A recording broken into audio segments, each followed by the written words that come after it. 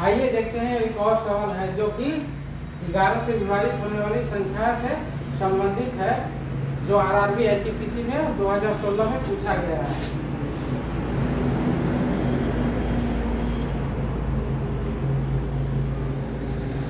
तो आपको पता होना है कि 11 से विभाजित होने वाली संख्या को कैसे हम लोग निकालेंगे। 11 से विभाजित होने वाली संख्या निकालने के लिए हमको इसका रूल पता होना चाहिए। 11 से विभाजित होने वाली संख्या का रूल पता होना चाहिए, तभी जाके हम इस प्रकार के प्रश्नों का उत्तर निकाल पाएंगे। तो 11 से विभाजित होने वाली संख्या, 11 से विभाजित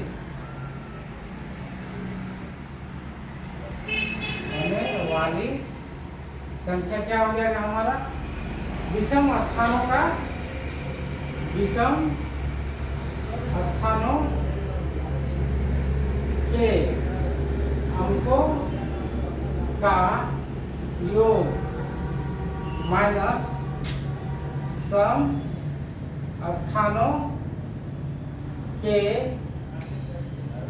अंकों का योग यदि 0 तथा 11 का गुणज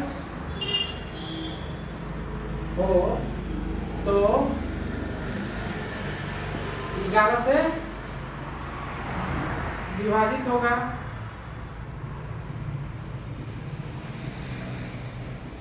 ये तो हमारा नियम है ना। 11 से विभाजित होने वाली संख्या तभी होगा जब विषम स्थान के अंकों का योग माइनस सम स्थानों के अंकों का योग कितना होना चाहिए? या तो 0 आना चाहिए या 11 का गुणज होना चाहिए, तभी 11 से वो संख्या जो है विभाजित होगी। तो क्वेश्चन है हमारा, यदि P713 जो 11 से विभाजित है तो सबसे छोटी प्राकृतिक संख्या P का मान ज्ञात कीजिए। तो हम लोग के पास दिया हुआ है, क्या है हम लोग का? P का मान हम लोग को निकालना है। तो P713 दिया हुआ है। तो हम लोग जो 11 से विभाजित होने वाले संख्या का नियम क्या कह रहा है कि विषम स्थान। तो विषम स्थान हमारा ये हो गया और ये हो गया, पहला और तीसरा हो गया विषम स्थान। तो नियम हमारा क्या है? 7 + 3 हो गया विषम स्थान के अंकों का योग, विषम स्थान के अंकों का योग माइनस सम स्थान के अंकों का योग। सम स्थान क्या हुआ? ये दूसरा है और ये चौथा है। तो 1 + P हो जाएगा, का योग क्या होना चाहिए? या तो 0 होना चाहिए, या तो इसको हम लोग, क्योंकि हम लोग को P का मान निकालना है इसलिए P का मान 11 तो नहीं रखेंगे, ये 0 रखेंगे ताकि P का मान हम लोग को मिल जाए।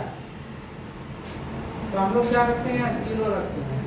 तो हम लोग को ये क्या 7 और 3 हो गया 10, और ये हमारा क्या आ जाएगा? -1 - P = 0। तो P को इक्वल के उस तरफ ले जाएंगे तो पॉजिटिव हो जाएगा, और ये हमारा क्या हो जाएगा? यहाँ 10 - 1 9 हो गया, और ये P हो गया।